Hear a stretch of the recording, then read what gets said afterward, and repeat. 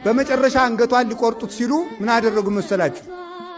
አንገቷን ሊቆርጡት ሲሉ በሉ እንግዲህ የታዘዛችሁን ፈጽሙ አለች ጸሎቷን ስትጨርስ። ከዚያ በኋላ ሊሰይፏት አንገቷን በሙሉ እዚህ ላይ ያለውን ጨርቅ ዝቅ አደረገው። ምን አደረገችው? ምን ብላ ደግመው እንዳያዳግማቸው በአንድ ጊዜ እንዲቆረጥላቸው እንዳይደክማቸው እኮ ነው። የራሱ ፍቅረ ቢጽ ነው።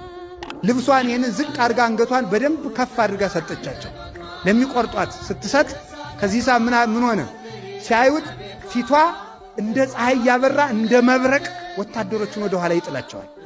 ሲጥላቸው ከዚያ በኋላ ኑ እንጂ ፈጽሙ አለቻቸው። አይ ፊትሽን ሸፍኝልን ካንቺ መቅረብ አልሆነልንም ማለት በሉ ጨርቅ ጣሉልኝ አለች። ልብስ ምንም ስለሌላት ንጽሕት የክርስቶስ ሙሽራ ክርስቶስን ለብሳ የምትኖር እውነተኛይቱ መቅደስ ናት እንጂ የምድር ልብስ ስታበዛ ስላልኖረች ልብስ የላት።